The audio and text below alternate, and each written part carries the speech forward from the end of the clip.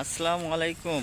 আপনারা কেমন আছেন? আশা করি সকলেই আল্লাহ তাআলার অশেষ রহমতে ভালো আছেন। প্রিয় দর্শক, আপনারা যে উদ্ভিদটি ও গাছটি দেখতে পাচ্ছেন, তো এই উদ্ভিদটি বন্ধুরা আপনারা দেখে নিন, চিনেন কি না। তো যারা চেনেন না তারা অবশ্যই কমেন্টের মাধ্যমে জানিয়ে দিন।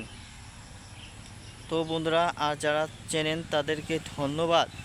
তো এই উদ্ভিদটির নাম হচ্ছে থানকুনি। তো এই উদ্ভিদটির কিন্তু আরও নাম রয়েছে। তো আপনাদের অঞ্চলে কিংবা গ্রামে এই উদ্ভিদটিকে কী নামে ডাকা হয় তা কিন্তু অবশ্যই কমেন্টের মাধ্যমে জানিয়ে দেবেন। প্রিয় ভাই ও বন্ধুরা, এই উদ্ভিদটি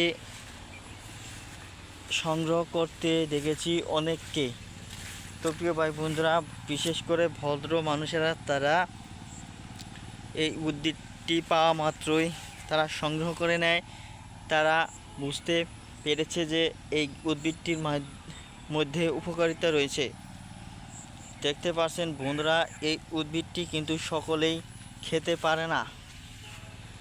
তো পেটের সমস্যার জন্য বন্ধুরা অত্যন্ত কার্যকারী হতে পারে এই উদ্ভিদটি, থানকুনি পাতা। তো মূলত এই থানকুনি পাতাগুলোই আপনাদেরকে সেবন করতে হবে প্রতিদিন সকালবেলা সেচে কিংবা সরাসরি খেতে পারবেন। তো অবশ্যই সেটা খালি পেটে হতে হবে।